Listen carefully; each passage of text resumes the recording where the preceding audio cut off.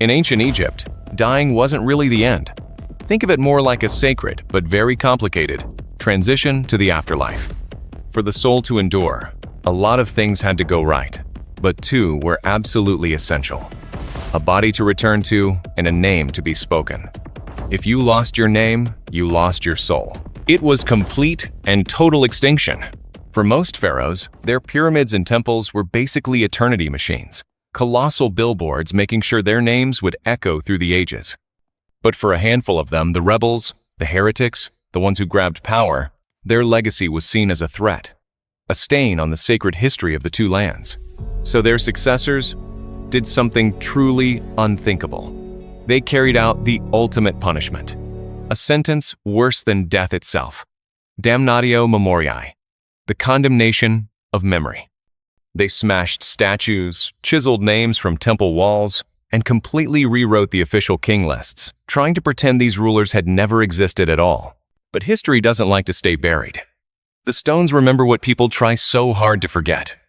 And thanks to the patient work of archaeologists, these ghosts of the Nile are starting to reappear. So who were these rulers considered too dangerous to remember? What secrets did they take to their graves? And why, after thousands of years, are their stories finally breaking free? This is the story of the pharaohs history tried to erase.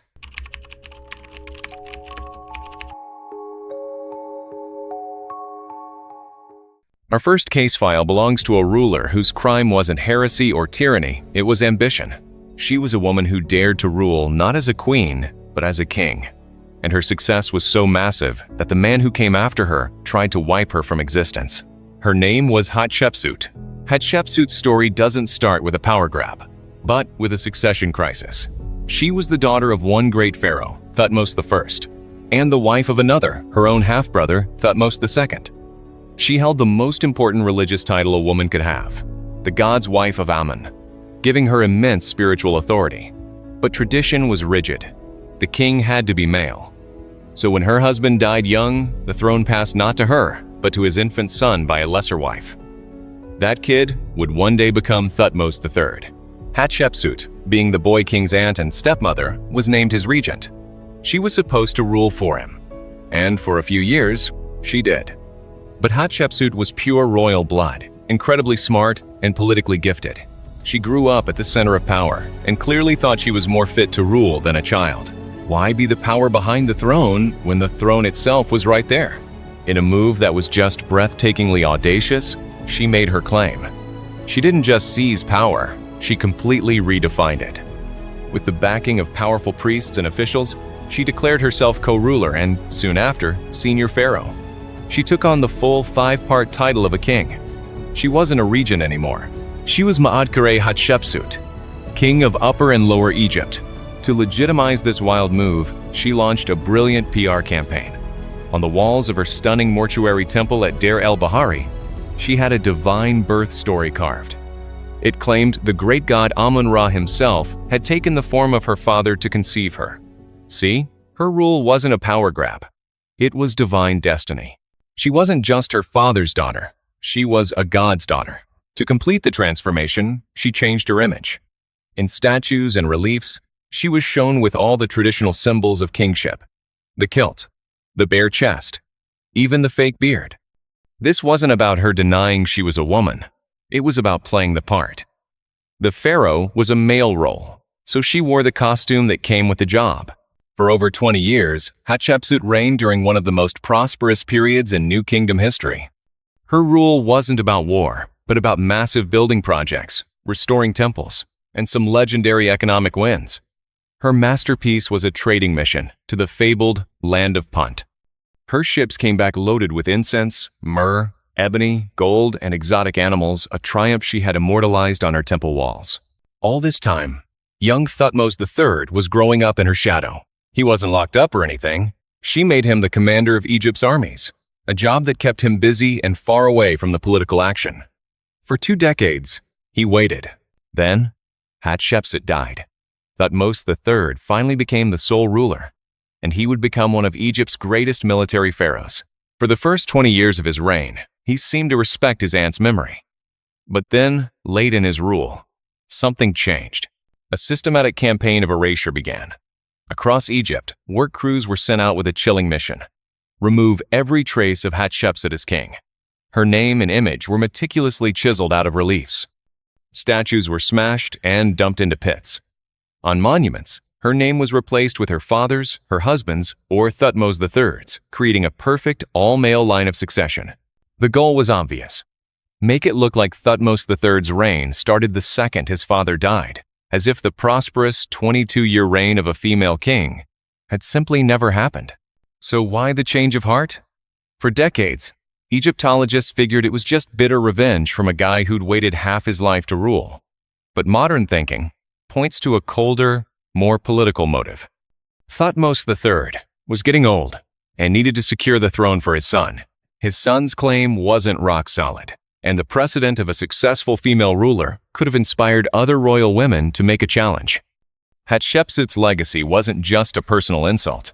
It was a political liability. To secure the future, he had to erase the past, ensuring that history recorded an unbroken line of male kings. For thousands of years, it worked. Hatshepsut became a ghost in the 18th dynasty, but she had built too much and too well. Her magnificent temple, though damaged, was still standing.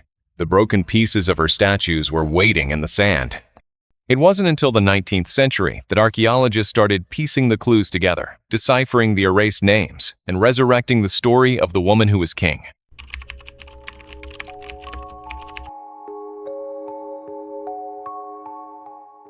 If Hatshepsut was erased for political reasons, our next pharaoh was damned for something way more dangerous: heresy.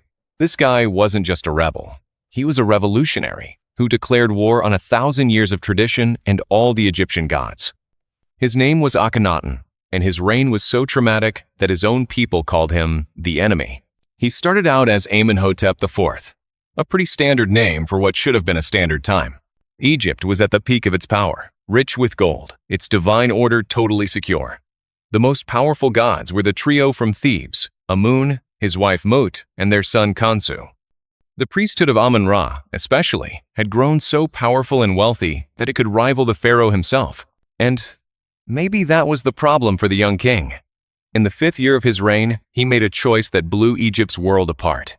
He dumped the gods of his ancestors. He declared there was only one true God, a universal, untouchable being you could only feel through the sun's light and heat. This god was the Aten. This wasn't just a new belief. It was a full-blown revolution. Akhenaten changed his name from Amenhotep, Amun is satisfied, to Akhenaten, he who is effective for the Aten. He ordered the traditional temples closed. Even more shocking, he sent workers to literally chisel the name of the god Amun off monuments all over Egypt, sometimes even when it was part of his own father's name. In a culture where a name held a person's very essence, this was an incredible act of violence. Then he abandoned Thebes, Amun's great capital, and built a brand new city from scratch in the desert. He called it Akhetaten, the horizon of the Aten today. We know it as Amarna. Here, he and his famous wife Nefertiti would lead their new religion, acting as the only link between humanity and the Aten. Life in Amarna was a different world. A new, shockingly realistic art style appeared. For the first time, the pharaoh wasn't shown as some perfect muscular hero. Akhenaten was depicted with a long skull, skinny limbs, a potbelly, and wide hips. His family was shown in casual, intimate poses, which was totally different from the stiff, formal art of the past. Was this what he really looked like? Or was it a new religious symbol to show he was some kind of androgynous vessel for his god? The debate is still raging. While the king was focused on his new religion, his empire started to fall apart. The Amarna letters, a stash of diplomatic tablets found in the city's ruins, show an empire being neglected. Allied kings in Syria and Palestine begged for soldiers to help fight off invaders, but their desperate messages seem to have been ignored by a pharaoh who cared more about theology than foreign policy. So, was Akhenaten a true visionary, maybe the world's first monotheist? Or was he a fanatic, a tyrant whose obsession drove his country into a crisis? Was his revolution a genuine act of faith, or just a smart political play to crush the power of the Amun priests and take back absolute control? The real answer is lost to time. What we do know is that the Egyptian people hated it. They relied on their gods for everything, from the Nile's flood to getting into the afterlife. Akhenaten took that all away and gave them a distant, abstract god they couldn't even talk to. His revolution died with him. After his 17-year reign, a few short-lived rulers came and went before the throne fell to a 9-year-old boy named Tutankhaten. Guided by the old guard, the priests and generals who had survived the Amarna years, the boy king reversed everything. He changed his name to Tutankhamun, the living image of Amun. He abandoned Akhenaten, leaving it to crumble into the desert, and moved the court back to Thebes. The old gods were back, their temples reopened, and their names recarved. Akhenaten's memory was condemned, swiftly and totally. He was wiped from the king lists. Later, pharaohs like Horemheb dated their own reigns from the death of Akhenaten's father, as if the heretic king and his successors just never happened. His city was torn down, its stone blocks used as filler for new buildings. His statues were smashed, his face hacked away. For over 3,000 years, Akhenaten was almost completely forgotten. His rediscovery in modern times, through the excavation of Amarna, has made him one of the most controversial and fascinating figures in all of ancient history. The fact we can even tell these stories is proof that archaeology can defy the judgments of history. These rulers were meant to be forgotten, but their secrets were preserved, just waiting to be found. If you find these hidden truths as fascinating as we do, and you want to uncover more stories that were deliberately buried, think about subscribing to our channel and hitting that notification bell. You won't want to miss the secrets we dig up next.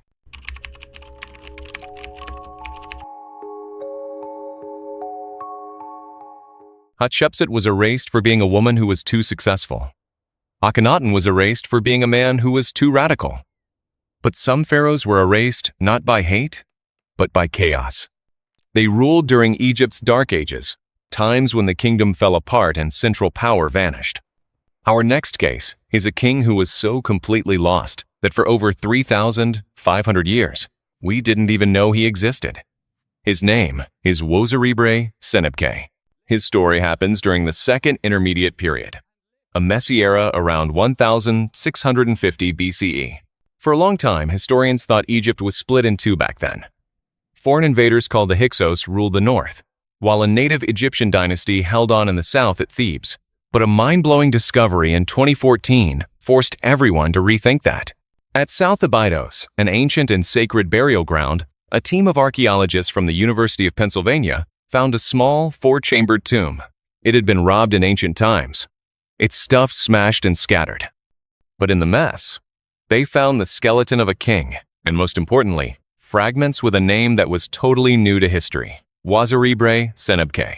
This wasn't just a new king, it was proof of an entire lost dynasty. It confirmed a theory that, for a short time, a line of local kings had set up their own independent kingdom at Abydos, stuck right between the powerful Hyksos in the north and the Thebans in the south.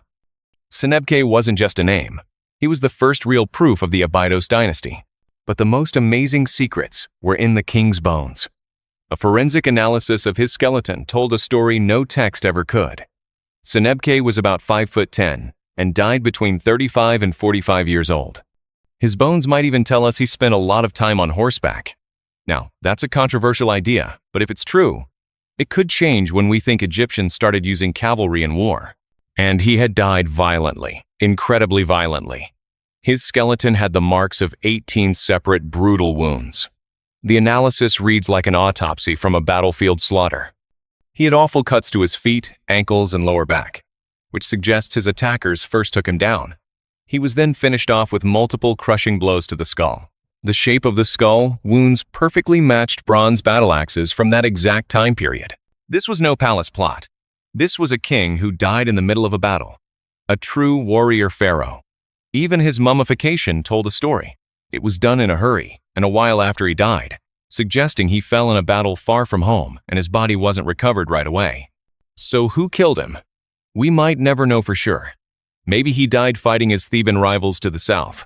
Or maybe, as some think, he was one of the first Egyptian kings to die fighting the Hyksos invaders from the north.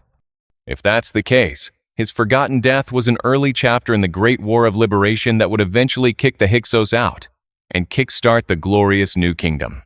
Senebkhay wasn't erased because a successor ordered it. He was erased by circumstance. He was the ruler of a small, short-lived kingdom in an age of turmoil. His dynasty rose and fell in obscurity, eventually swallowed up when the Theban pharaohs reunified Egypt.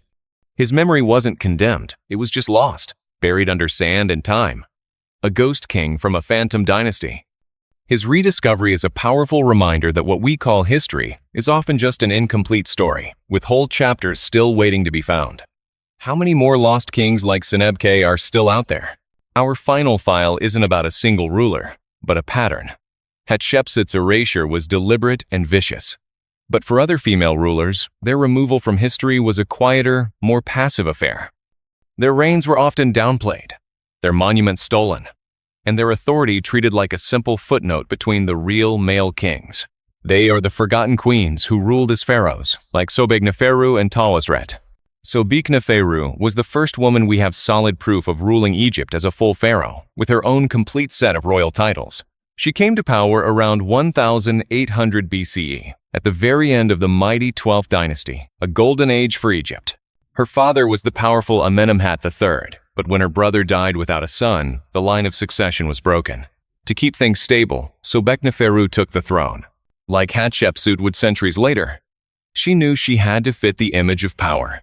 While some of her statues show her in women's clothes, others show her wearing the male royal kilt over her dress, a blending of gender roles. Her name itself, the beauty of Sobek, paid respect to the powerful crocodile god linked with pharaonic strength. She only ruled for about 4 years, and her reign marks the end of the Middle Kingdom and the start of the chaotic Second Intermediate Period. Because she was the last ruler of a great dynasty right before a period of collapse. Later, historians didn't have much reason to celebrate her. She represented an end, not a beginning. Her memory faded, overshadowed by the chaos that came next. And for a long time, scholars even debated if she was ever a true king. Centuries later, at the chaotic end of the 19th dynasty, another woman took the throne, Tawazret. Like Hatshepsut, she started out as regent for her young stepson, Siptah. But after he died, she stepped up to rule herself. She was even buried in her own tomb in the Valley of the Kings, a clear statement that she was a pharaoh. But her reign was short and ended in civil war. The guy who eventually seized power from her, a usurper named Setnakte, who founded the 20th dynasty, had every reason to erase her. To make his own shady rise to power look legit, he needed to paint the old dynasty's end as weak and chaotic, with her as the face of that chaos. He literally took over her grand tomb in the Valley of the Kings, plastering his own name and titles right over hers. It was a total takeover, both physically and historically. Tawazret, a legitimate pharaoh, was recast as an illegitimate placeholder, her memory sacrificed to prop up a new dynasty's founder. The stories of Sobekneferu and Tawazret show a subtle but persistent pattern. While women in ancient Egypt had more rights than in many other ancient cultures, the top job, the office of pharaoh, was fundamentally seen as male. Women could and did take the throne, usually when the male line failed, acting as a critical stopgap to preserve the royal bloodline, but their rule was often seen as an exception, a temporary fix. It was all too easy for the male pharaohs who followed to just ignore, downplay, or completely hijack their reigns to correct the history books and restore the patriarchal ideal. Their erasure wasn't always a violent condemnation. Sometimes, it was a quiet, almost bureaucratic tidying up of history. From the ambitious queen to the religious heretic, from the ghost king of a lost dynasty to the female rulers whose reigns were just plain inconvenient. The stories of these erased pharaohs all point to one fundamental truth about history. It's not a static record of what happened. It's a story, crafted and shaped by those in power. The condemnation of memory, damnatio memoriae, was the ultimate propaganda tool in ancient Egypt. It was a weapon used by successors to legitimize their own rule, to enforce religious purity, or to get rid of inconvenient truths that challenged the status quo. They really believed that by smashing a statue or carving out a name, they could rewrite reality itself. But they failed. They underestimated the toughness of stone, the persistence of buried clues, and the endless curiosity of people like us. Archaeology has become the ultimate form of historical justice, giving a voice back to the very people that antiquity tried so hard to silence.